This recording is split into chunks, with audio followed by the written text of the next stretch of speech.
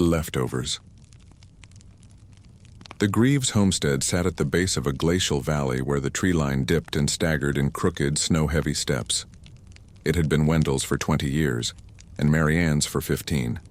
The structure was nothing special, a 2-story A-frame flanked by a tool shed, a buried propane tank, and the woodshed they replenished together every September. But the land. The land had been chosen with a particular kind of silence in mind. Not the kind you get in city basements or hotel rooms with double-glazed windows. The real kind. The kind that presses itself into your bones and won't leave. Even when you ask it nicely, they liked it that way.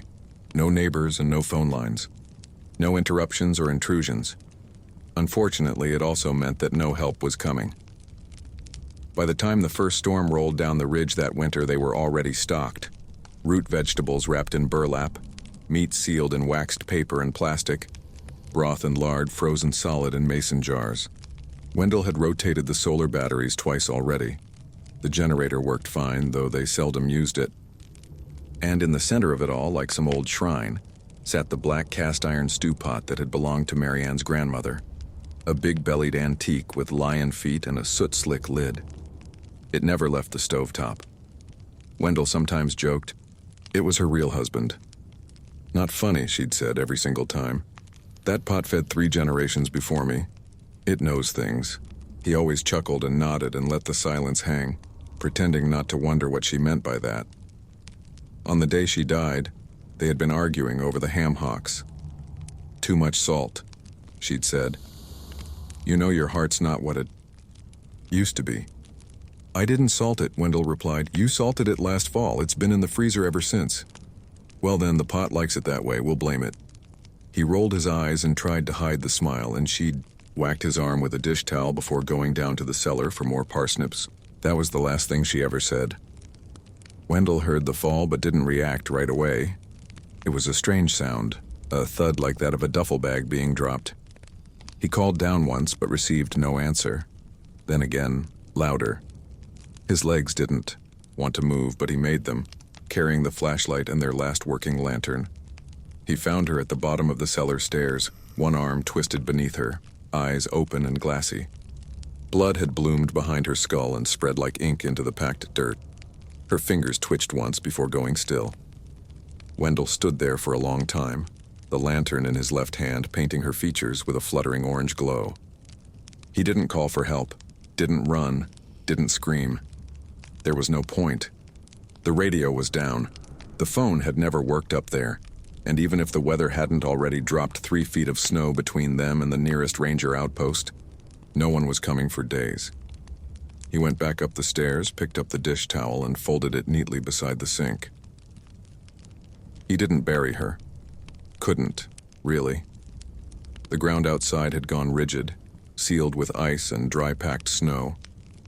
He wasn't strong enough to cut through it, and the shed only had a post-hole digger.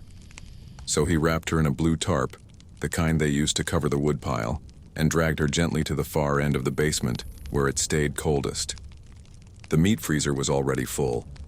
The storm would keep her. He built a fire. He sat in silence for hours. When his stomach finally reminded him of the time, he rose on autopilot, ladled some broth from the tin by the stove, and lit the gas under the stew pot. It clanked softly as it heated, then began to hum with a slow, oily burble. He spoke to her as it warmed. I used the beef we set aside in October, he said. The one with the good marbling. You said to save it for a special occasion. Outside, the wind made the windows complain. I don't know if this counts, but I think you'd forgive me for that. The pot let out a little hiss. Just moisture escaping. Just steam. He poured in the broth, added carrots, bay leaf, garlic, and half a dried onion. It smelled just like her version. So close he felt his chest tighten. Her favorite wooden spoon, the one with the worn-down handle and the dark stripe from too many burns, sat waiting by the cutting board. He used it like a ritual. That night he sat at their table and ate 2 full bowls. The taste was right, uncannily right. But it wasn't just the seasoning. It was the memory. Something about the mouthfeel, the slow unfolding of flavor at the ear. back of his tongue, the way it lingered just beneath the nasal cavity. It felt like her, as though a part of her was sitting there across from him, watching, approving. He even looked once, just a glance over the rim of his bowl. And of course no one was there. He chuckled without humor, set down the spoon and poured himself the last of their blackberry wine. The bottle had dust on it, but the cork had held. "To your stew," he said aloud, raising the glass. The house creaked in the wind. Days passed, or weeks. The storm never really broke. It just sagged and pressed in heavier. The world outside the windows went gray, then white, then gray again. Wendell kept the fire alive, kept cooking, kept speaking to her, especially when the pot was bubbling. He didn't know why he kept using it. Habit, maybe. Or superstition. Or maybe it was because the meals always came out better when he used it. The vegetables softened just right. The meat practically fell apart on the tongue. He stopped trying to vary the recipes after a while. Always the same stew, always the same bowl. He caught himself speaking to her in second person again. He'd read somewhere that was a sign of complicated grief. But that's what they were. Complicated. And grief didn't stop him from being hungry. The meat was still holding up okay. Still a few sealed cuts in the bottom freezer. Enough to stretch. But the day he pulled out a package he couldn't remember wrapping, something shifted. It was labeled in her handwriting, thick black marker. No date. Just, save for spring, high fat. He turned it over in his hands. The wrap was intact. The seal had held. It looked like meat, dark red, marbled, dense. It smelled sweet. He stared at it for a while before placing it on the counter. Then he turned to the pot already heating and said, "You sure about this one?" A gust of wind made the stovepipe moan. The pot burbled softly just as it always did. He unwrapped the cut. Didn't look too closely. Added garlic, thyme, a splash of vinegar, a little tallow for depth, and stirred. That night, the stew tasted incredible. He wept over the bowl, not because he missed her, not even because he knew something was wrong, but because it felt, for just a moment, like she had returned. Part 2. The pot had weight, and not just in pounds. Wendell felt it every time he lifted the lid, like it resisted just slightly, as though it had something to say before being opened.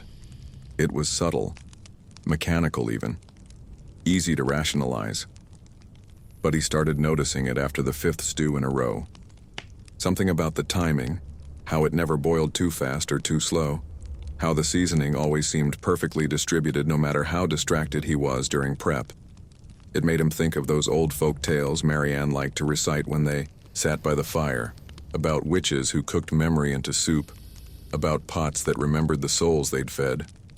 He hadn't believed in that kind of thing. Still didn't, but he didn't mock her for it either. That had always been part of their agreement. She could call the pot an heirloom with a soul, and he could call it cast iron and leave it at that. But now she was gone, and the damn thing still hummed at him like it had something left to finish. He told himself it was grief. Then he found the recipe. It had been tucked inside an old recipe binder beneath the flour sack drawer. He'd opened it searching for lentils. What he found instead was an envelope sealed with dried wax. Marianne's seal, the one she used for handmade cards and canning labels. It was shaped like a fern frond. The envelope bore no name, no date. Inside were 4 things. A single sheet of thick yellowed paper. A sprig of what looked like dried sage, but sweeter smelling. A tiny photo, black and white, grainy, of an unfamiliar woman stirring a pot in what looked like a cabin much like theirs. A handwritten note on lined paper titled, "Memory Stew." Wendell sat at the table and read the recipe twice. It started off innocent enough. Root vegetables, salt, marrow-rich cuts, water from the spring. But the farther he got, the more cryptic it became. The pot remembers if you feed it in order. The broth takes the shape of the one who loved you most. If you speak aloud while stirring, she will listen. If you eat alone, she will return. The last line was scratched in ink that had bled through the page. But beware, she may come hungry. Wendell didn't laugh, he didn't blink. He just folded the paper and set it beside the photo, careful not to smudge the dried leaves still clinging to the envelope. He'd heard her say the phrase, "memory stew," once before. Years ago. A joke between her and her niece, Ellie, when Ellie came to visit and brought takeout. He had thought it was nonsense then.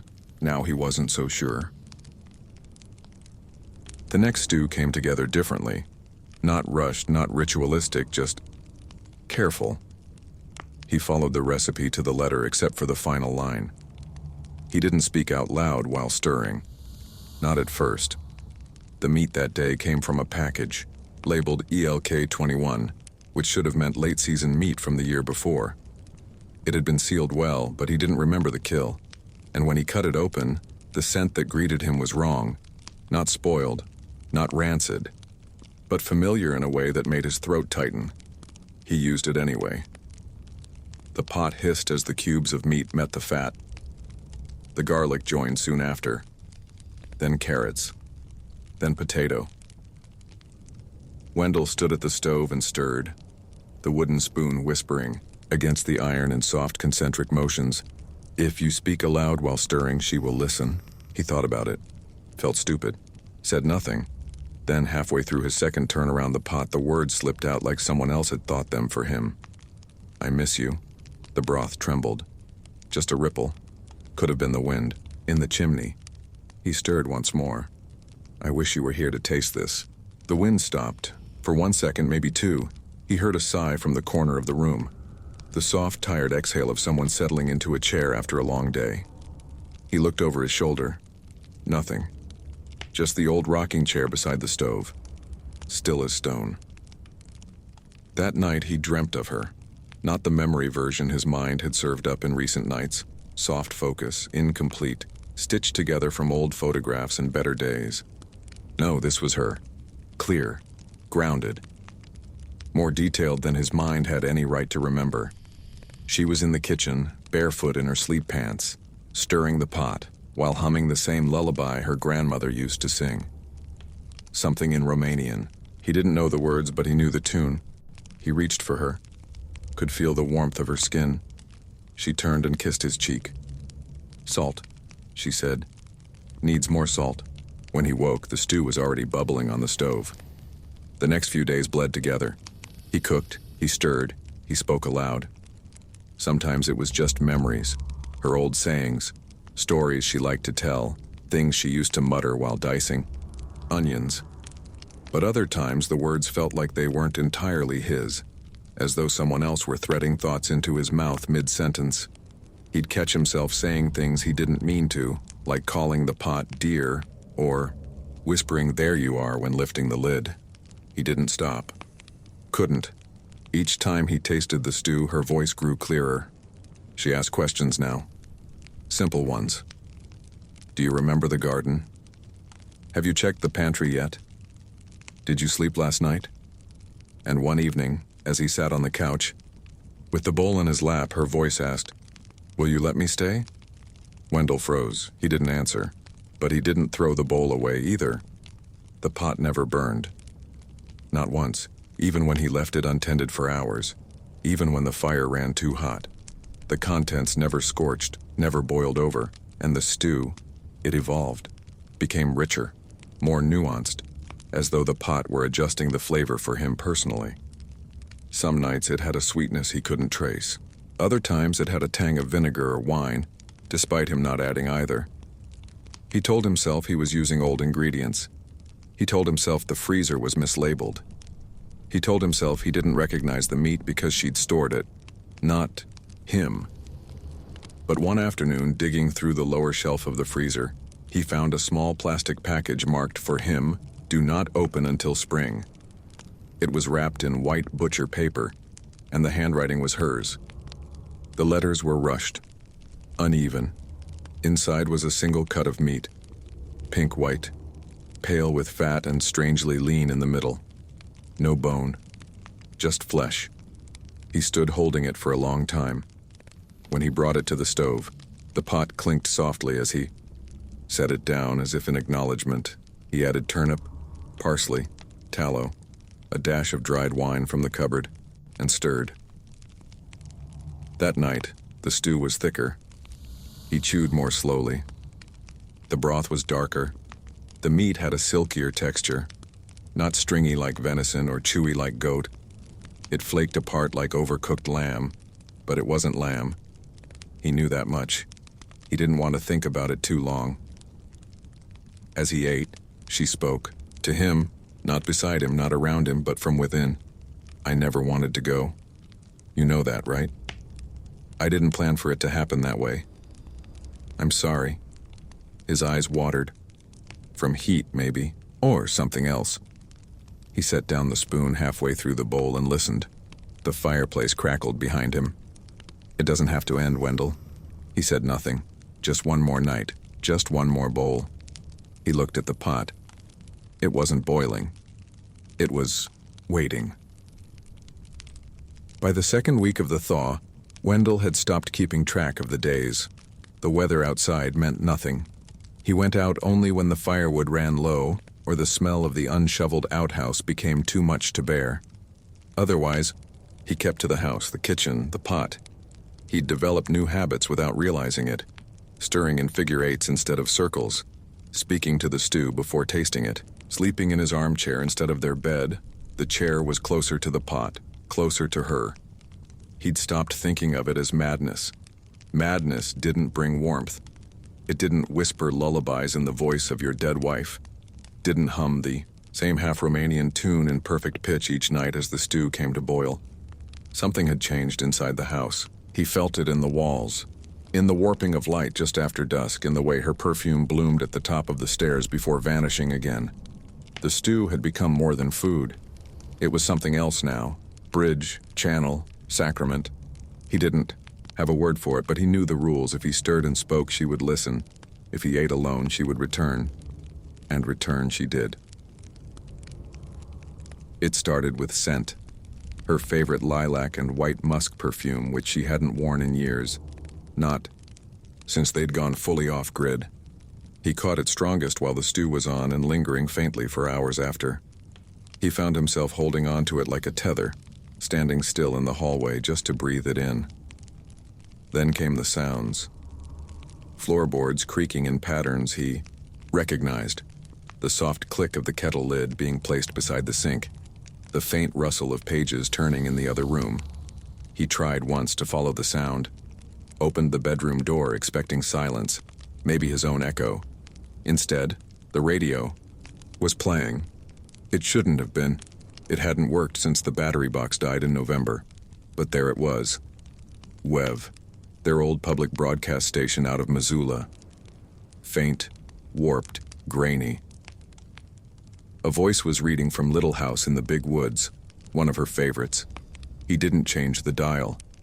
Just sat down and listened, bowl in hand. The voice kept going. When she started answering his questions, he didn't find it strange. Do you remember when you brought me here the first time? He'd asked aloud one night. You tracked mud.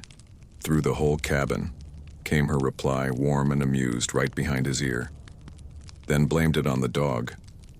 We didn't have a dog.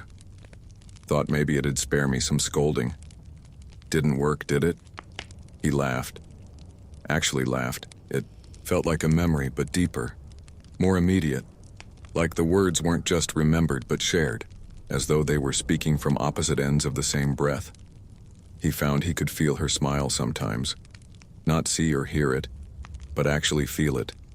Like warmth on his shoulder, similarly to the way her hand used to press his back when she leaned in to taste his cooking. She touched him in dreams, too. Lightly, with intention. And when she said his name, it didn't echo the way dreams usually do. It landed. The stew had grown richer. Every night brought new depth to it. Textures, and layers he didn't add, seasonings he didn't own. Some nights it was savory and soft, others sharp with fermented tang. Once it had an anise-like flavor that turned his stomach and then left him crying like a child without knowing why. He stopped using the pantry entirely. Whatever the stew needed, the pot seemed to find. He'd wake from his chair to the scent of it cooking. The fire still alive. The pot still bubbling. He couldn't remember cutting anything. Couldn't remember adding wood. His arms and hands had the dull ache of recent use, but the meals were always perfect. It was after one of these nights that he caught himself talking with his mouth full. Not just talking, conversing. She was telling him a story about her childhood, about a girl who used to bully her at Sunday school. Wendell responded without thinking, chewing slowly, nodding along. Then he stopped. His spoon hovered mid-air. The stew was still hot, still steaming. The voice inside his head continued.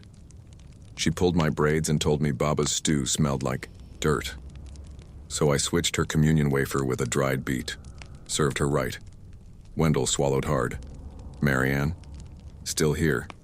He looked at the pot, then at the bowl, then back at the chair across from him. Where are you? You know where. Her voice was still soft, still hers, but it echoed now. Not in the house. In him.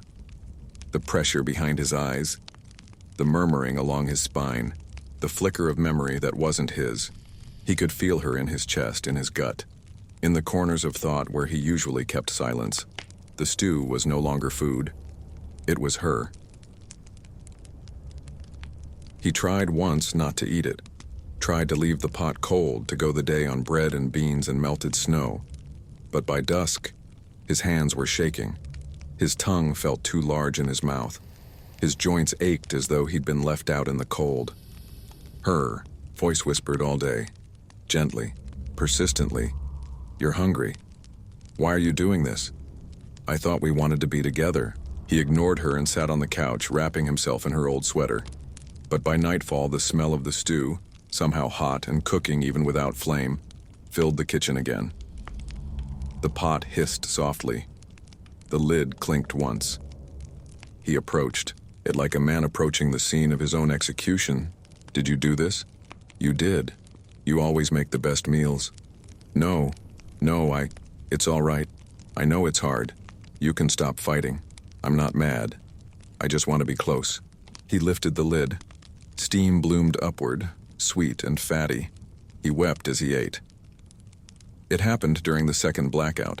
The solar batteries had finally drained to nothing, and the wind had brought the power lines down in the valley days ago. He didn't care. He'd stopped using the lights. The fire and the pot were all he needed. He woke up on the kitchen floor, cold, cramping, and barefoot. The stew was cooking. A fresh cut of meat floated in the broth, pink at the edges, ivory in the center.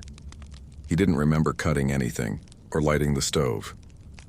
His hands were trembling, his mouth dry. He looked around the room. The freezer door was open, and the tarp from the basement was gone. That's when he noticed the footprints. Wet, red-tinged prints led from the back stairs to the kitchen, wide and dragging like something had been hauled across the floor. The tarp lay half-folded near the pantry door, darkened with fluids that had soaked into the grain. The sharp smell of iron hung in the air. Wendell dropped the spoon. He followed the prints, slowly, not wanting to see but unable to resist. Down, the stairs back into the cellar he went. The cold hit his lungs like broken glass. He turned on the old battery-powered lantern. Its low light flickered, dimly illuminating his surroundings, and he discovered what was left of her. The tarp had been unwrapped. Inside, scattered like scraps from a butcher's table, lay ribs, vertebrae, the clean scoop of her pelvis. Her skull, mostly intact, had been propped gently against the wall, her jaw still attached by a string of dried tissue. Her left hand was missing. The right one clutched the edge of a stained recipe card. Wendell stumbled backward, lantern shaking, in his grip. The floor beneath him was sticky. It took every ounce of strength not to vomit. He fell to his knees, cried out. Something broke in his chest. "You weren't supposed to see me like this." Her voice came not from above, not from behind, but from within. Close inside his spine, threaded between his ribs, he clutched his head. "God, Marianne, what have I done? You didn't do anything wrong. You missed me. I missed you too. This is wrong. This is sick. You're the one who started cooking. I just came home. I ate you." Silence. Then gently, "Not all of me. I'm still here." He looked at the bones, then at his hands. His palms were stained pink, fingernails caked with blackened stew. He had done this. He had fed himself her memory, her essence, her flesh. And he still wanted more. "Don't leave me again," she said. He closed his eyes and felt her press against him from the inside. He didn't know if it was possession or madness. Didn't care anymore either way, and he wasn't alone. The next day, the radio crackled. "Sundown Ridge Station, come in. This is Mason Harrow at District Base. Anyone there?" Wendell stared at it for a long time before lifting the receiver. His voice sounded strange, slightly higher, smooth at the edges. "This is Greaves. Cabin's intact. Roads passable by foot. Static then. Jesus, Wendell, you're alive. We've got a team headed in today. You've got visitors." Wendell looked toward the stove. The pot burbled softly. He turned the radio off. Behind his teeth, something smiled. The radio sat dead now. He'd turned it off after speaking with Ranger Harrow and hadn't touched it since. Once the signal died again in the storm's wake, he didn't bother to re-establish contact. What would he have said anyway? Come quickly. I've been eating my dead wife, and she started talking from inside my brain. No. Better to wait. Better to let things finish. The pot was already simmering when he woke the next morning, despite the fire being little more than glowing embers. The smell crept upstairs before the light did, rich, meaty, laced with something floral and honey-sweet beneath the fat. He knew what it meant. She was feeding herself now. No more denial. No more pretending the meat was old venison or mislabeled, elk or something from before her death. No more letting the pot speak for him. He'd eaten her. Slowly. Reverently. Not in some monstrous frenzy. Not in madness or malice. But one bowl at a time, telling himself it was memory. Communion. Nostalgia. But now it was hunger. And he couldn't tell whose it was anymore. He stopped using mirrors. Every time he saw his face, it looked different. Not dramatically. He wasn't seeing someone else staring back. But the eyes sat wrong. The mouth moved, too easily, too expressively.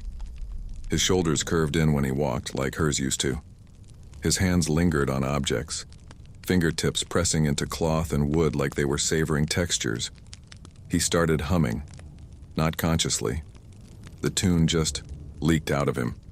Old Romanian verses Marianne used to whisper while kneading dough or grinding herbs. He didn't know the lyrics, but his voice carried them all the same. He stopped noticing when the transitions happened. One moment he'd be seated by the fire, mind blank, watching the snow. The next he'd be stirring the pot, ladling stew, chewing softly, while the warmth climbed up through his bones and into his skull. Sometimes it was her doing the chewing. He could feel it. He tried, once, to stop. After finding what was left of her in the cellar, he'd sworn, genuinely sworn, to let the stew rot, to let the pot go cold. He unplugged the propane line, boarded the stove shut with a crossbar of pine, sat shaking in the bedroom for hours, starving, aching, wrapped in every blanket they owned. The pain came first. Not just hunger, but withdrawal. Limbs seizing, stomach twisting in dry spasms. Then, the voice. "You're hurting yourself. Don't do this to us. You promised." "I didn't promise anything," he whispered into the dark. "You didn't have to. I know you. I am you now." That last part was said not aloud, but through him, a thought not fully formed, an echo reverberating in his bones. She was more than just present now. She was inhabiting, migrating. That night he blacked out. When he awoke, the kitchen was warm again. The boards were gone. The stove was lit, and the pot was full. He found himself staring into the mirror above the sink a few mornings later, searching for some last fragment of who he used to be. His mouth smiled without permission. It wasn't wide, just a soft little tilt, the way she used to do when she was about to tell a lie. He spoke. Don't I look good, Wendell? His lips moved. The voice was his, but the tone, the cadence, hers. He stepped back, bumped into the counter. Stop it. No response. I said stop. Another smile. You're scared, she whispered through his throat. That's all right. I was scared too. But now we're together. This isn't what I wanted. It's what I needed. He gripped the edge of the sink, knuckles white. You're stealing me. No. I'm finishing you. And the truth of it hit hard. She wasn't killing him. She was overwriting, erasing, adopting his posture, his tone, his memories. Each bowl had brought her closer. Each bite had hollowed him out. He was nothing more than her transitional form now, her chrysalis, and the shell was almost shed. 3 days before the Rangers arrived, Wendell walked into the basement for the last time. Not because he hoped to bury her, or even to make peace, but because something was missing. He had started to forget her voice, her true voice, the one from their life together, the one that said his name with warmth, that hummed while chopping carrots, that read the almanac aloud by the fire. He remembered the inflection, but not the pitch. He stood in the cellar beside her bones and realized he didn't recognize the person they belonged to. The hand had gone missing. The skull had been turned inward, and the jaw had been removed. And at the foot of the mess, the stew pot lid rested clean and gleaming, not in the kitchen or on the stove, but here. He hadn't brought it down, but all the same, it was waiting. He knelt beside it and touched the iron and found it warm, you know. See now, she said inside his chest. Yes, you understand, she continued. I do, he replied. Then you know what comes next. He did. He lifted the lid. It hissed, not with heat but with breath. Her breath, his breath, the same breath. The rescue came sooner than expected. Wendell, what remained of him, stood in the snow with one hand raised as the snowmobiles approached. His boots were wet, but he didn't feel it. His fingers shook slightly, but not from cold. Sergeant Harrow was the first to dismount. Jesus, Wendell, he said, pulling off his goggles. You look like hell. I feel wonderful, Wendell replied, and he meant it. His voice was smooth and measured, his posture straight, his eyes calm. But the rest of the team saw what they needed to see. Weeks of unwashed clothing, hollow cheeks, wild hair. A man surviving on the edge. They had no reason to suspect otherwise. Not yet. Harrow clapped him on the back and guided him toward the snowmobile. You'll need a medic, maybe a shrink, but you're alive, man. You made it, Wendell smiled. The real horror came later, when they searched the cabin, found the cellar, and opened the freezer and discovered the remains. Some of the Rangers vomited. Others went quiet. It was unmistakable. Marianne had not only died in that house, she'd been dismantled in it, methodically, cooked and consumed. The pot tested positive for human tissue. The notebooks, especially the memory stew recipe, matched her handwriting. And Wendell's prints were on everything. Everything. They arrested him at the field clinic, where he was undergoing a psychiatric evaluation. He didn't resist. Didn't speak either. Not for days. When Dr. Lena Moreau finally got him to talk, it was slow going. He remembered nothing of the stew, nothing of the cellar. He described long periods of feeling watched, of dreams that spilled into waking. He said he had mourned his wife. Then he paused and corrected himself. I mourned our wife. Dr. Moreau wrote it off as trauma-induced identity fracture, dissociative psychosis, cannibalistic fugue. But one night, as she packed her things after a long session, he spoke again, with the same smile, the same calm. She wanted to live. Dr. Moreau looked up from her bag. I'm sorry. She didn't want to go, and I can't blame her. He leaned forward, resting his chin on one palm. You should have tasted her stew. The trial never happened. Wendell was found unfit. to stand on grounds of extreme psychological collapse. Committed indefinitely to a forensic psychiatric hospital in eastern Montana, they gave him a cell with a window. He asked for books, recipes, and paper to write on. He never raised his voice, never resisted medication. But the nurses talked behind closed doors about the way he walked. Hips just slightly off-center, like he was wearing someone else's bones. How he touched his face too often, like he was still getting used to it. How he'd stand at the sink for minutes at a time just watching his reflection, smiling that same quiet smile. One nurse swore he hummed lullabies in a language she didn't recognize. And once, just once, he whispered something from the mirror's edge. I told him I'd stay. The name on the hospital intake form was Wendell James Greaves, male, age 58. No known history of psychosis. Survivor of prolonged isolation during the 2024 deep freeze event in the Black Pine region.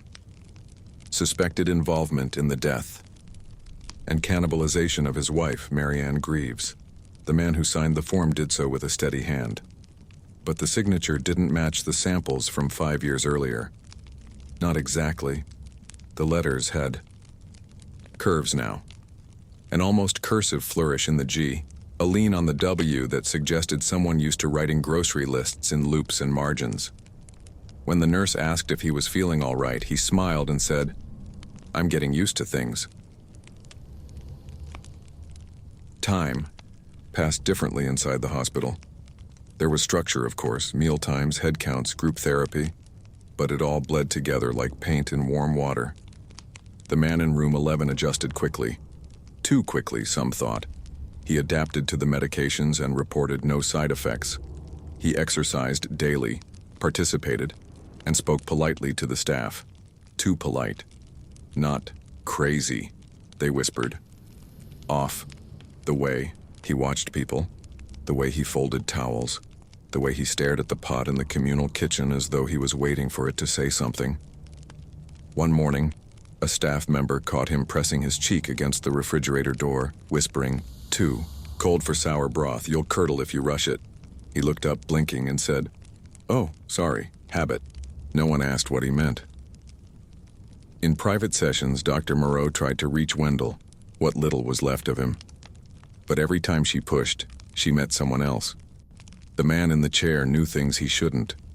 Recipes passed down from old world kitchens, ones not published anywhere. He described herbs she couldn't identify, rattled off Slavic phrases in perfect cadence.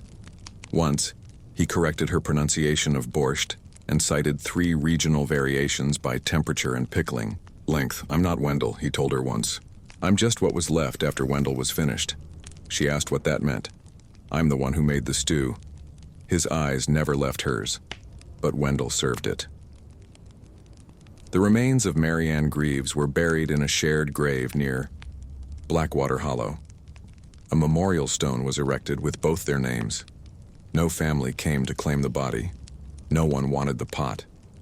It sat for weeks in the evidence locker of the county sheriff's department. Then, without explanation, the clerk on duty reported it missing.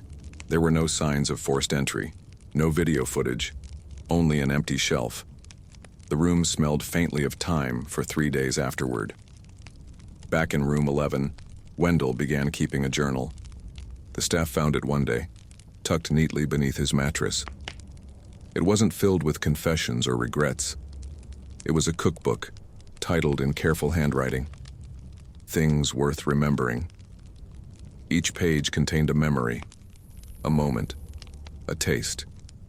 Every one of them began with, "I made this for you," followed by a description of the occasion. A late autumn dinner, an anniversary, a night she'd had a bad dream. Each memory was tied to a dish, and each dish ended with the same line. "You came back to me that night." The final page was blank, save for a single phrase at the bottom. But at what cost? The months turned, seasonal staff rotating in and out, but Wendell remained. Still polite, still present, still humming lullabies under his breath. When he thought no one was listening, he never mentioned Marianne again, not by name. But during one particularly quiet session, Dr. Moreau asked him what he thought about redemption. He looked at his hands, familiar now, though still slightly alien in the fingers, and said, "Redemption's a stew you only get to make once." Rameau asked him to explain. He looked up, smiled with someone else's mouth, and said, "You have to start with love and then ruin it." Sometimes in the middle of the night he dreams of himself, not Wendell, herself, the way she used to be, taller, lighter, filled with laughter and wine, dancing in the kitchen, stirring the pot with her wooden spoon, flicking broth at Wendell when he teased her. She misses that woman, misses the warmth of her own hands, the hair she could tie up in a knot, the voice that sounded like her grandmother's when she said bedtime prayers. Now all of that is behind glass and bone and other people's voices, a prison, one she built. Wendell's life is over, and hers is a sentence. But at least she's breathing. At least she's alive. And for someone who once feared the quiet of the grave, that's enough. For now. A brother's fortune. The swine. I watched him put away 2 portions of Kung Pao chicken, 8 dumplings, and 6 spring rolls, and the bastard still has room for dessert. Mom let him have 2 scoops of black sesame ice cream, and while she was in the restroom, Dad let him have a 3rd. "Can I have one too?" I asked Dad. "Absolutely not," he says. "You heard what the doctor said. Your BMI is too high." Archie laughs and sticks out his tongue at me. There are remnants of gray goo on his braces, and I squeeze the chopsticks in my fist until I feel them crack. Mom returns from the restroom just as my little brother swallows the last spoonful of his dessert. "Dad let Archie have more ice cream while you were gone," I tell her. "Sneech," says Archie. "Indeed," Mom agrees. "Next time, Brian, think twice before you tattle. You're in middle school now, and it would be nice if you started making some friends." Dad chuckles, and Archie laughs with the glee of the pardoned. I want to chuck my chopsticks at him. 10 extra points if one gets stuck in his throat and he chokes and dies. "This isn't fair," I say. "This place wasn't even supposed to have dessert. It's why I chose to come here in the first place. They didn't even serve fruit last year." "Don't worry, bud," says Dad. "We have bananas in the freezer. I'll make you a nice cream when we get back home, okay? With berries and peanut butter just the way you like it." "What I would like, here you go." The waitress interrupts me to place the check in a bowl with 4 fortune cookies on the table. "Thank you for your patronage. Come again," she says, cheerfully. "Yes, Brian, you were saying?" Dad asks me after the waitress leaves. Mom also turns to me. Now that I have their undivided attention, I can't say what I want to say anymore. I watch Archie. He has his sticky ice cream fingers all over the fortune cookies and is inspecting each one in turn as if he has X-ray vision. If his fortune ends up being the best one, I'll be very upset. What I would like, dear parents, is for my younger brother to stop being the golden child. I won't say it aloud, but I'm thinking it. I've been thinking it all my life. I want dibs on the first fortune cookie, I say, and lock eyes with my brother. He already chose one. I want the one Archie is holding. "Nuh-uh," Archie protests. "This is sugar, and the doctor said." "Tell him, Mom." "No cookie for you, Brian," says Mom. "Janice, come on," says Dad. "A fortune cookie won't make a difference. That thing is mostly air anyway." Mom shrugs and turns to me. "Can't you choose another one?" "No, I want that one," I say and point at my brother. His ears turn red. "Moom," whines Archie. "Come on, Arch, be a good sport," Dad tells him. It's Brian's birthday, after all. It's one of the only triumphs I have ever had over my brother. I reach out my open palm and wait for Archie to hand over his fortune cookie. He does. Mom, Dad, and Archie then each choose a different cookie from the bowl, and we all open them at the same time. I part the halves of crunchy pastry to get to the note inside. And the note is the best birthday present I could have asked for. "Neat," I tell my family. Mine says, "You will attract wealth and abundance." Mom and Dad cheer at my good fortune. Mom wants to share her fortune next, and when I turn my head to pay attention to her, catastrophe hits. My little brother, scrawny, spoiled, annoying as shit Archie, stands up, reaches across the table, and grabs the 2 halves of my cookie. I'm too slow to react. Archie stuffs my cookie into his mouth, chews, and swallows it down in a matter of seconds. I am gobsmacked. Archie then gives me his classic shit-eating grin and runs his tongue along his braces. "Yum," he says. "Thank you for your good fortune, big brother." Mom and Dad laugh. Maybe they think this is funny. Maybe they know I was about to blow a fuse and are trying to release some tension in advance. Maybe they are just as surprised as I am and don't know how else to react. I don't care. The second my senses return to me, I launch myself over the table, ready as I'll ever be to inflict as much pain as possible on the biggest source of misery in my life. Years later, the new doorbell is either broken or it rings too far inside the house for me to hear. I ring and wait. Nothing. I ring again. Still nothing. I go around the house to look through the living room window. The front yard looks terrible, but at least the living room is clean and all set up for the upcoming wake. I knock on the window. More nothing. I won't call him. He never answers. Anyway, and if I text him, it takes him an average of 27 hours to reply, if he replies at all, that is. I return to the front door and don't take my finger off the buzzer until someone finally opens the door. He looks like shit, albeit slightly better than he did the last time I saw him. His alcoholism used to give him a perpetual flush and inexplicable outbreaks, not to mention breathing problems. I watched Stranger Things with my girls when it came out, and the term mouth breather reminded me of him instantly. He's no longer a mouth breather from what I can tell. The last remnants of his addiction can only be found in his overgrown gut. But the rest of him has lost so much weight that he fits in my high school graduation suit without a problem. "Nice suit," I tell him. Archie smiles. He is as pale as a ghost, but his eyes are swollen and so incredibly red they seem almost purple. "Thanks. It's my brother's. He's the one with good taste," he says. Just as I thought he was all cried out, the purple eyes got wet again. I throw my arms around my brother, hoping he won't cry anymore. He cried enough, the poor bastard. It's over. No more crying, from either of us. But still, he cries.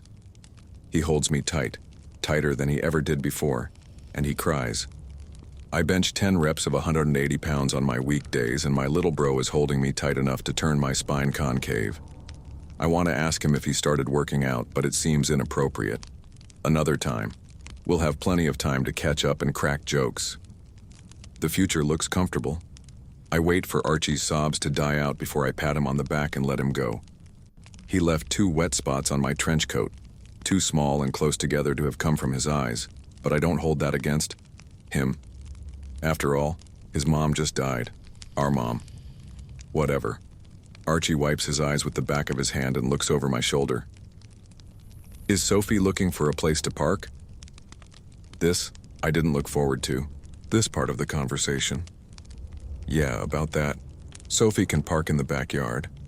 I kept the spot next to Mom's car clear for her. He's still calling it Mom's car, even though he's been the only one driving it for the last 4 years. I follow Archie into the house. He keeps talking. I didn't get to restore the front yard to its former glory yet, so sorry about that. We stuck mostly to the backyard with Mom's wheelchair and all. It looks great, by the way. I paved most of it and set up a pavilion on the remaining greenery. I replaced the small gate too, so cars can come and go with no trouble. Archie turns to me. Call her. Tell her there's free parking back here. He looks expectant, giddy almost. If I didn't know any better, I'd say he looks proud. Finally, he managed to see something through without messing it up, repurposing the backyard. Sophie isn't coming, Archie, I tell him. And neither are the girls. It's just me. Archie's face falls.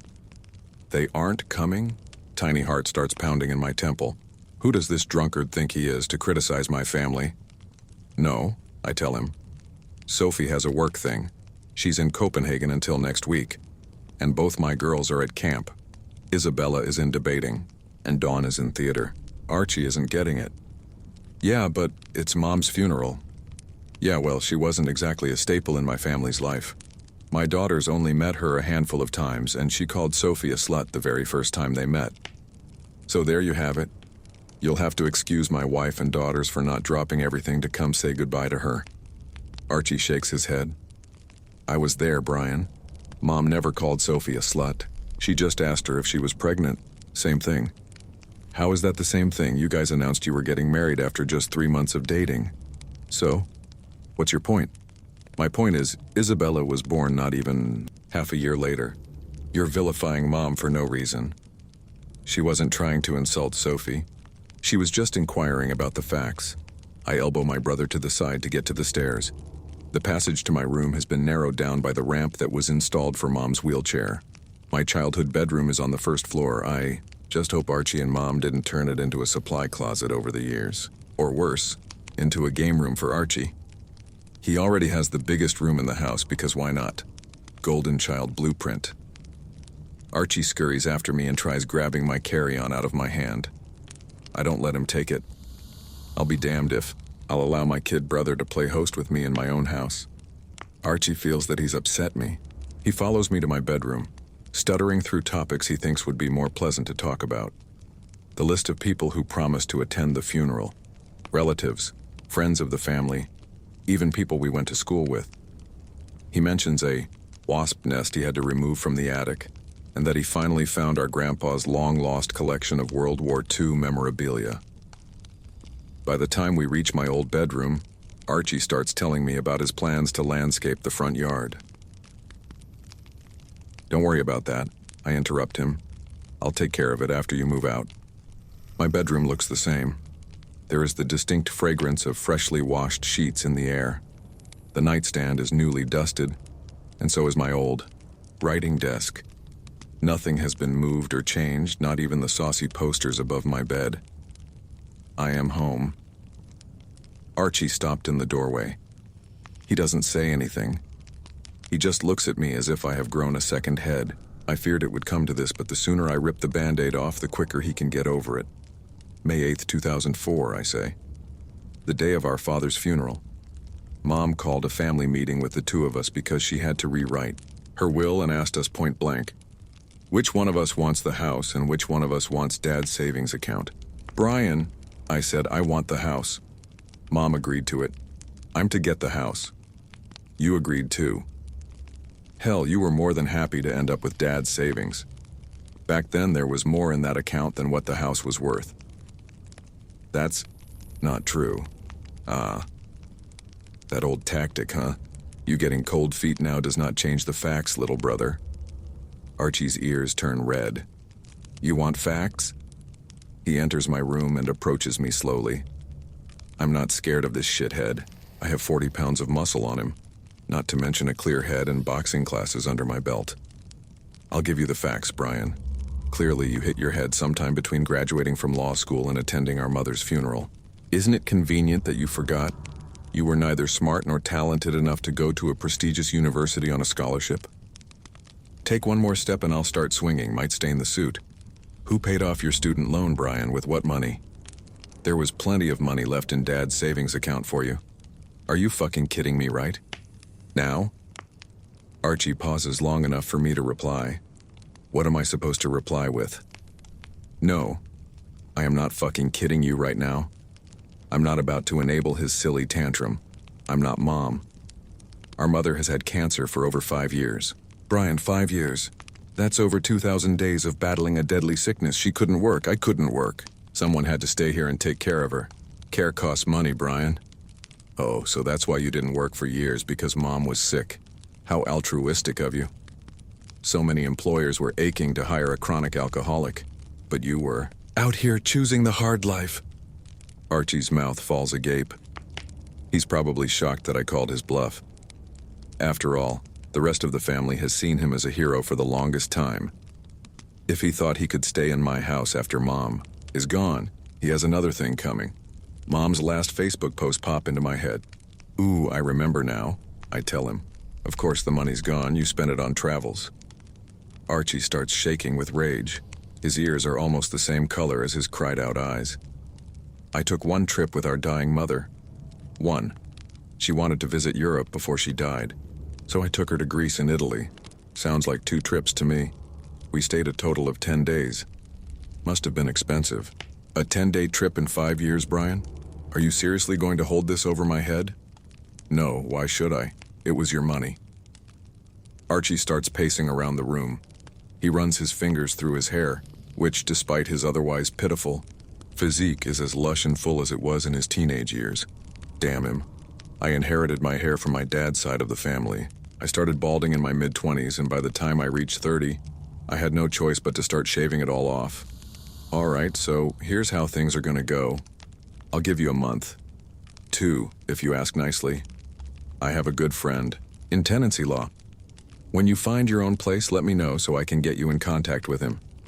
He'll go over the lease with you and level things out in case your landlord tries to screw you over. What do you say? Archie stops pacing around the room, but he doesn't look at me. He takes his hands out of his hair. I mean, I say you can stay here for 2 more months, but the girls and I will start moving in as soon as possible. Sophie wants us to be completely settled before Christmas, and I think that's a good idea. Moving during the holidays sounds like a pain. You already have a house, says Archie. He is a lot calmer than he was a minute ago. Good. He sees reason sooner than I gave him credit for. Being sober changed him for the better in many ways.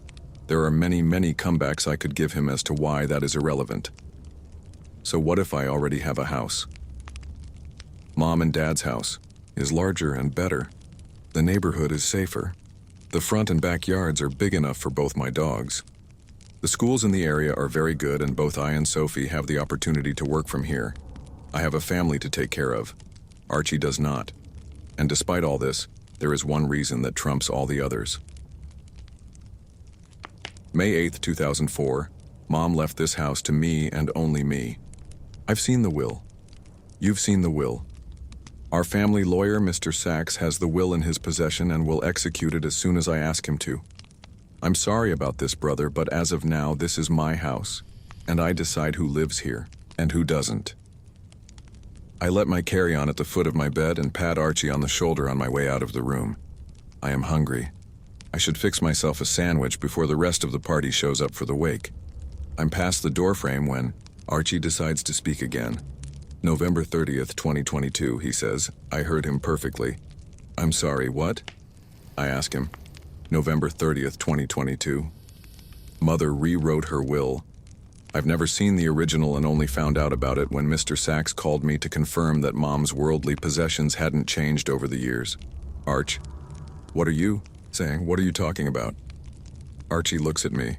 He is the loser brother, the unattractive one, the family failure, the one who dropped out of high school, never went to college, missed his window of opportunity to settle down with a nice girl, have some kids, find a job, and become a fairly stable, albeit thin, pillar of society. And yet, in this room, with this cloying, sickly smell of lavender percolating through my nostrils like an allergy pathogen, he is the one with the content smile on his face. That shit-eating grin. I'm saying that this is my house, Brian. Mother rewrote her will and left the house to me and only me. Then hours after the funeral, I park next to the alley I used to come to during high school, to smoke. A homeless guy sits cross-legged on the ground just beyond the alley entry to practice a song on his mandolin. He sucks. I'm at my 3rd cigarette and it's doing fuck all for my nerves. The wake, the funeral, the reception, 2 days of absolute torture with that backstabbing bastard. The bastard.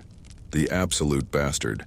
He had Mom's favorite snacks at the wake, recited Mom's favorite poem during the funeral, brought out Dad's last bottle of 40-year-old whiskey during the repast, and poured it to the last drop among the attendees. I wouldn't be surprised if he filled out one of Dad's empty whiskey bottles with the stuff you find for $5 at the local supermarket, the alcoholic shit stain. Everybody there gobbled it all up. The perfect son. The caring, loving, Mother Teresa embodiment of a son. Teary-eyed around the clock. I heard a second cousin praise Archie for his selflessness, and how impressed she was with the sacrifices he made for our mother. It was a good thing I left the kitchen when I did, because I would have made an indecent suggestion if I hadn't. The house. My house. Mom gave Archie my house because she was bitter and stubborn and didn't want to understand that my family is busy. We couldn't just drop everything and come wipe her ass or roll her up and down the stairs whenever she wanted. We couldn't come by to just spin her around in the backyard. Sorry for having a life, Mom. Sorry for having a wife and kids, Mom. Sorry for having a career and doing my best to be an upstanding citizen like you taught me to be, Mom. I did everything. Right, everything. And yet it was me you punished. You gave my house to that loser, you stupid, selfish, narcissistic bitch. I should have finished the job on my 12th birthday. Someone knocks on my passenger side window. It's the hobo. Fuck off, I yell at him through the closed window. Can you give me one of those? My first instinct is to say no, but then I remember, I quit smoking over a decade ago. I roll down my passenger's side window just enough to hand him my cigarette pack. Get your own lighter, I tell him, and close the window again. I should have kept one last cigarette. This one is almost finished. Where was I? Oh, right. My 12th birthday. The day the swine stole my fortune. The day I gave in to my intrusive thoughts and tried to strangle him. I would have gone through with it too if Dad hadn't separated us when he did. It's not too late. The mouthful of smoke goes through the wrong pipe. I spray phlegm on the inside of my windshield, and my eyes are stinging. The thought came from nowhere. I am not a violent person. I am not a violent person. I do not wish ill or harm on anybody. Archie's shit-eating grin pops into my head. His weight loss depleted his chubby cheeks to deep wrinkles that go from the sides of his nose to the edges of his mouth. Every time he smiles, the lower half of his face looks like parted theater curtains. And that is exactly what it reveals. Theater, make-believe, a hidden agenda as thick as the Bible. A parasitic existence whose sole purpose is to inflict misery on others. Archie does not deserve that house. Frankly, I don't think he even wants it. He only made Mom give it to him because it was supposed to be mine. The swine always wanted to have what was mine. Why else would he want that huge house? He has nobody. No partner, no kids, not even a pet. If he dies, I'm his next of kin. Everyone saw me leave. Archie insisted I stay another night. Distant relatives pleaded for me to stay too and join them for coffee in the morning. I didn't want to. Everyone heard me excuse myself. I wanted to hit the road and return to my place before the day went dark. I promised Sophie we wouldn't need the dog sitter for more than 2 days. I hugged Archie and all the great aunts I forgot I had and drove off into the sunset. Nobody has any reason to believe I'll hang around. And why would they? I had a beautiful home, full of life, waiting for me, not even 4 hours away. But what if, say, I got tired? I don't want to risk driving while tired. I call my wife, in Copenhagen. I call the dog sitter. I'm spending the night at a motel because I don't want to drive back to my brother's. I spend the night at a motel. The next day, I hit the road around noon and reached home late afternoon. When I get home, I get a grief-stricken phone call that my brother has been found dead in the basement of our childhood home. It was murder. The murder weapon was found at the scene of the crime. An investigation is afoot, but nobody finds anything. Anywhere. The neighbors haven't seen or heard anything. There are no strange fingerprints, no strange DNA, no one-of-a-kind shoe print that will lead to the killer like they do in cop shows. There are no suspects. Everything is just one big, mysterious tragedy. A tragedy that ends in me getting my house back. I'd never do it, never. But if I did, here's how I'd go about it. I'd recruit a doppelganger. He doesn't have to look like my twin, but the guy should resemble me enough to pass through a motel reception with my ID, too. Not just any motel reception, but the one at the Marianne. The Marianne Motel and the Pink Orchid are the 2 motels in town that don't have operating surveillance systems in place. The lovely lady I spent yesterday evening with told me this. I asked her if we could go someplace discreet, and she offered up this information on a golden platter. The lady and I visited the Pink Orchid, so that one's out of the question this time around. They've already seen my face. I'd make my double by a duck canvas jumpsuit, Wellington boots, and gardening gloves. Plain old rubber gloves would be too flimsy. My double dresses in my clothes. I then change into the jumpsuit and Wellington boots he's bought. My double checks into the Marianne Motel with my ID and credit card. He has to give both back to me through the motel room window. If he refuses to do this step, I'm calling the whole thing off. I'm storming into the motel and beating him black and blue for stealing from me. It would be his word against mine, and my word has yet to be distrusted. Leave my car in the motel's parking lot. Take public transport back to Mom's house. My house. Put on the garden gloves. Make sure the bus driver doesn't see me. 8. Break into my house. Knock Archie out cold and drag him into the basement. Dad was a hobbyist. The basement is soundproof. Again, this is the step in which Archie dies. But before he dies, I'll make him pay for all the shit he's put me through. I'll indulge. I'll take my sweet time with his sticky fingers and that shit-eating grin. The basement is my toolbox. Dad's trusty claw hammer, the power drill, the hatchet, and Pop's shotgun. It's high time Archie learns that actions have consequences. Break into the safe behind the painting of the waterfall in the attic. If I torture Archie before killing him, I have to make it look like it was a means to get to the immediate valuables. Return to the Marianne Motel for my car, and to make sure my double checks out the next day before noon. Threaten him or something, so he disappears forever. Then, I hit the road. Act devastated at the funeral. Act flabbergasted when Mr. Sachs calls to inform me that my house is finally mine. Something explodes against my passenger's side window. I flinch and the smoldering tip of my cigarette jumps and lands on my wrist. It hurts. The hobo laughs. This time I roll the passenger's side window all the way down. "What?" I ask the hobo. "Do you have any change to spare?" he asks. In return, do I fucking look like I carry around change to spare? Could come in handy if you're trying to park around here.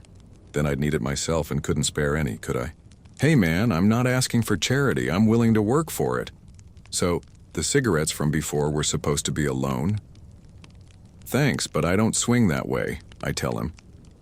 The guy tips his head back and laughs with glee. To my surprise, he has a full set of teeth. They are mostly white too, healthy looking.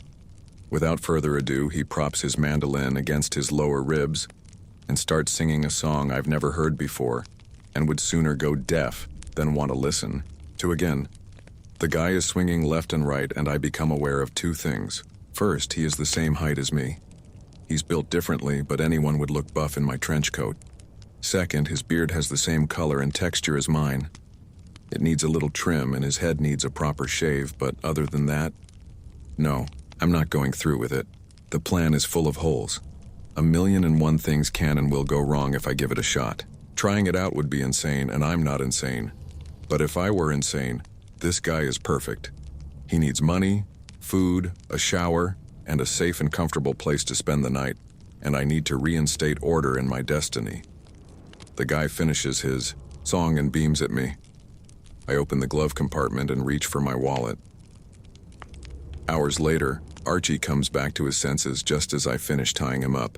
He looks like a passed-out drunk, with his upper body flopped over the coffee table in front of him, arms outstretched back in the shape of a question mark. I had to drill 4 rows of holes into the tabletop to position him like this. I pulled the rope through the holes in the table and over his arms in several tight loops. His forearms look like they're wearing corsets. I tied the rest of him to the chair I made him sit on. Lower back to back rest, pelvis and thighs to seat, left ankle to left chair leg, right ankle to right chair leg. This is it, the 10th step of my plan. I didn't think I'd have it in me, but the more I look at him, the better this feels. This feels right. I'm righting a wrong in the universe, and I know in my gut that I'm going to get away with it. I'm about to murder my brother, and nobody will ever find out. I'll make sure of it. He's stirring. I might have hit his head harder than I should have. I hope I didn't concuss him into amnesia. I want him to recognize me. I want him to know who I am and why I'm doing this. He stops stirring, and I fear he's gone to sleep again. "Wake up," I tell him. He doesn't, so I give him a bit of motivation. The bones in his right hand crack like twigs under an elk's hooves. Archie screams like a pig up for slaughter. The hammer left a square-shaped dent on the back of his hand 1/2 inch deep. Jeez.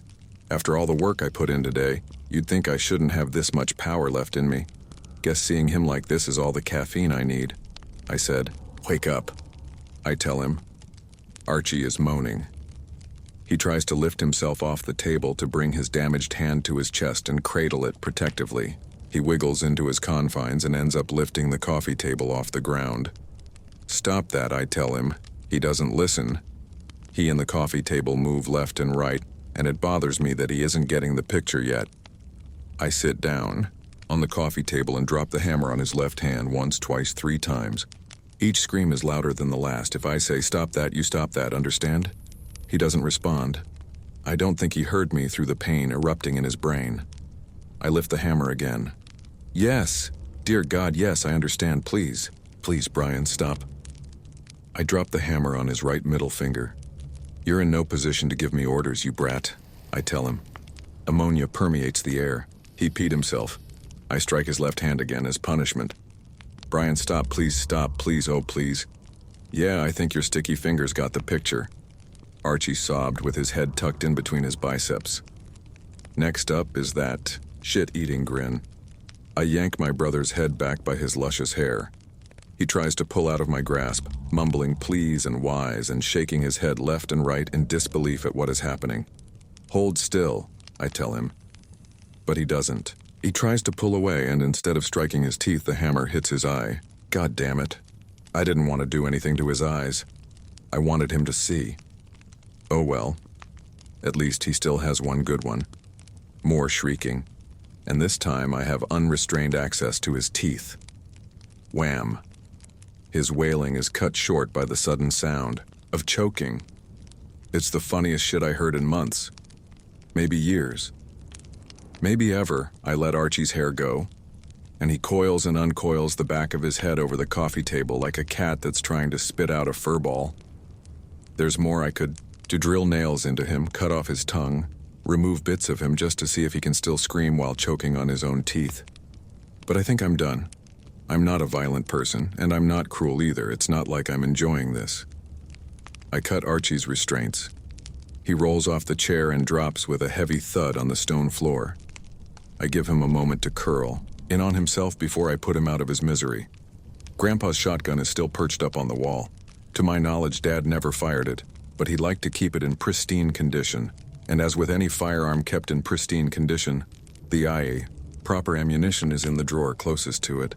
I didn't even have to open it all the way. I load the shotgun. Archie is weeping with strangled moans on the stone floor. He is holding his less damaged hand against his ruined eye. There is less blood than I expected, but I don't want to speak too soon. Archie's good eye is facing away from me, so I guess there goes my wish for him to see me. At this point, I don't even feel the need to be seen anymore. This feels gross. He's too pathetic. I just want to get it over with. I press the end of the shotgun barrel to his temple. Point-blank range. At first I want to look, but then again, that might not be such a good idea if I still want to catch some shut-eye tonight. I'm tired. Just in case you were wondering, Archie, this is for stealing my fortune. I was supposed to attract wealth and abundance. You took that from me. But today is the day I'm taking it back. I pull the trigger, and the thing ricochets off my chest hard enough to leave a bruise. I hope it will heal by the time police show up to question me about tonight's whereabouts.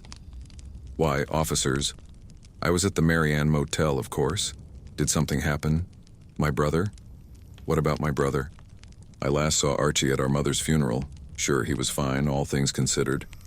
No, I don't know of anybody who wanted to harm him. I leave the shotgun on the coffee table. There are brains and fragments of scalp on my Wellingtons and jumpsuit. The sprinkles of red reach up to my sleeves. I hate that I haven't thought of having clean clothes ready for after the deed is done. It's not that bad. I'll manage. I'll find some garden shears here somewhere to cut off the bloody bits of my outfit and burn them in the backyard or something. I still have the lighter from earlier. Better yet, I should burn off the whole suit. I'm pretty sure I saw a laundry line outside with some of Archie's clothes set out to dry. I don't want to risk going to his room to rummage through his wardrobe. The less area I cover, the higher my chances of getting away with this. It's straight to the attic for me to break the safe open. I climb the stairs leading out of the basement and reach for the door handle. This feels surreal, like I'm home, in my bed, dreaming about doing this one forbidden thing that has been running through my head ever since I was a little kid. And just like in a dream, There are inconsistencies. For one, this was too easy, too perfect. This plan was madder than the stuff you read about in fiction books, and yet, it ran as smoothly as ghee, and I didn't even break a sweat. Everything that had to go in my favor went in my favor. That never happens unless it's destiny. Second, my hands and sleeves are clean. No specks of red anywhere. Would you look at that? My jumpsuit is clean too. And so are my Wellingtons. Where did the blood and brain matter go, Chuck Chuck? The action on Granddad's shotgun gets pumped behind me. This isn't real, it can't be. I'm dreaming. My alarm clock will ring any second now to wake me up for work. And then, I hear it. Clear as day. The empty shell hits a wooden stair. Behind me, the empty shell from the bullet I fired into my brother's temple. I turn around slowly and stare into Archie's shit-eating grin. It's regenerating alongside the rest of his mangled face. You sensed it too, didn't you? He asks me. Those fortune cookies we had in that Chinese restaurant 30 years ago. They were special, weren't they? Archie's ruined. Eye bleeds in reverse and opens slowly as his cells and tissue repair the damage I've caused. It's a crying shame that you never realized. You've had wealth and abundance all along. I never wanted your fortune cookie, big brother. Mine was a million times better anyway, but wait, I never told you what my fortune cookie said, did I? At first, Archie's consonants were a gurgled lisp, but they were becoming clearer with every word. I found myself shaking my head. No, he never did tell me what his fortune cookie had said. Archie kissed my third eye with the business end of our grandfather's shotgun. He smiled wider. His front teeth had grown back. It said, "You will live a long, happy, and healthy life." Now, if that's not the best omen in the world, I don't know what is.